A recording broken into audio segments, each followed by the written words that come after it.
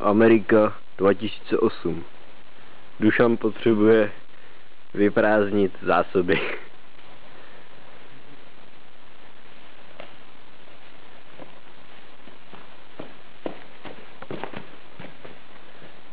Tudy jsme se sem dostali.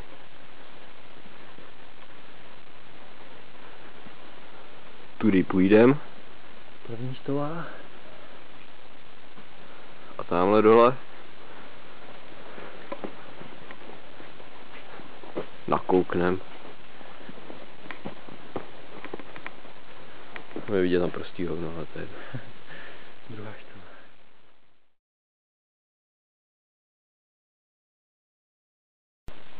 Tak, zapínáme náčiní a jdem na to. Fajně. Tady se dostaneme ke svážní štole. Je tady takový menší zával.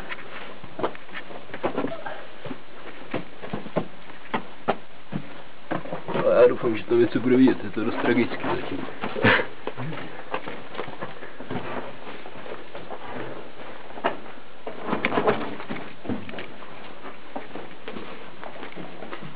Štola je hodně příkrá.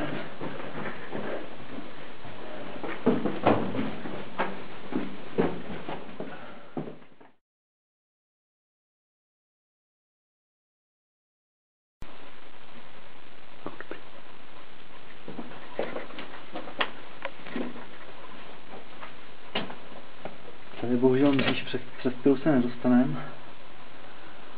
Je za ní vede cesta do celého dolního systému Ameriky. Vede na Malou Ameriku i na Velkou Ameriku. Opět naprosto nic vidět, ale to je jedno. To nám nevadí. Když se otočíme, tak na druhé straně je Diabasová štola, kterou se dostaneme až k jižnímu kříži. A tam bydlíme.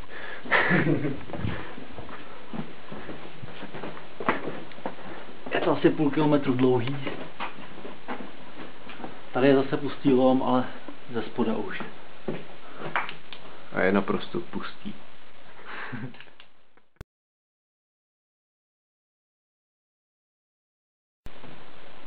Tady to je fakt pěkné, říká Dušan.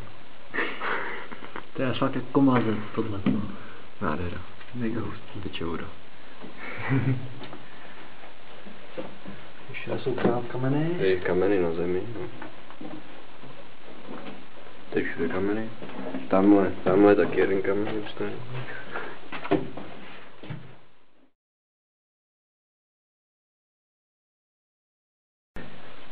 Teď to řekni. Zatím jsme ušli tady 100 metrů, to můžete vidět. Počkej, to je 1100, ne?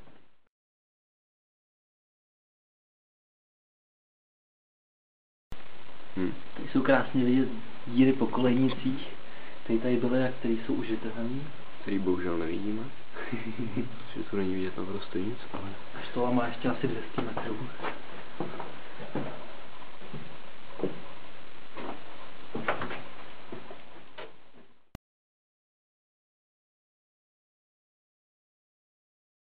To 60 metrů.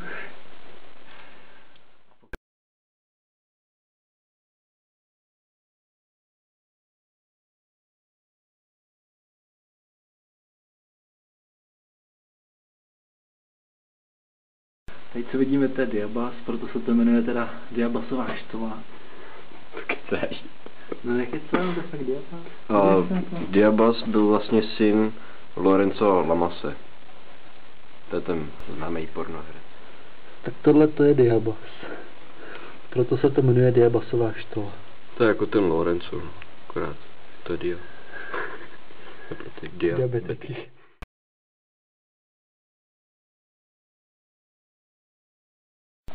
První a poslední terénní překážka.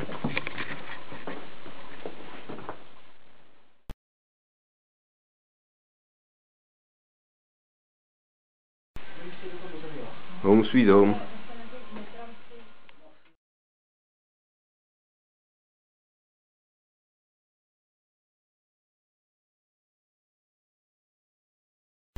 teď jdeme do Hagenovy štoly, kde by na konci měl být kříž, který má být Hagen pochovaný.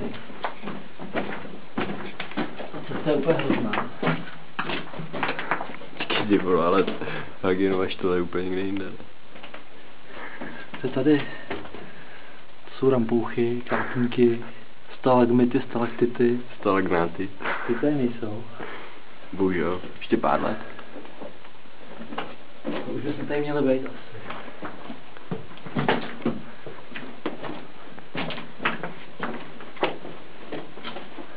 A jsme tady.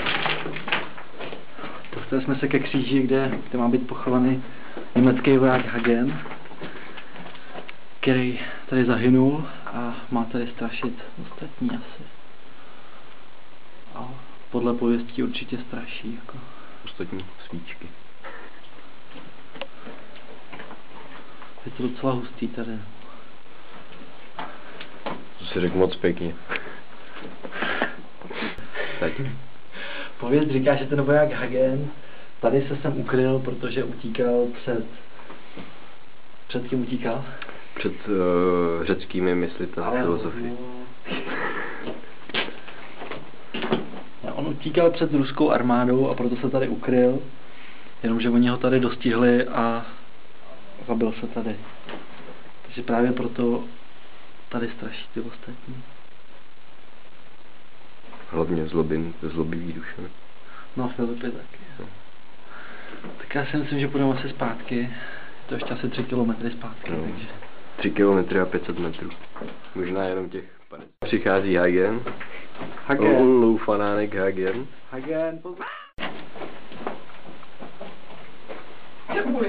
Ano, jenom dovětek. Dušan vám všem houpal koule. Ten kříž. Ne, kříž. Tam je Gonkres, tam nebo něco takové. Kolejnice. Ale nehoup.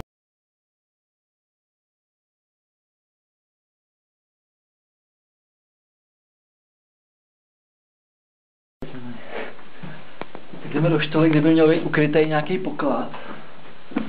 Tady je nějaký mohutný zával, takže si ho přelezem teda.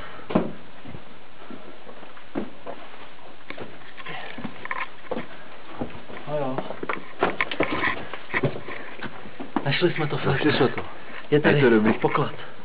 Ty jo. Přízeň z Plzně.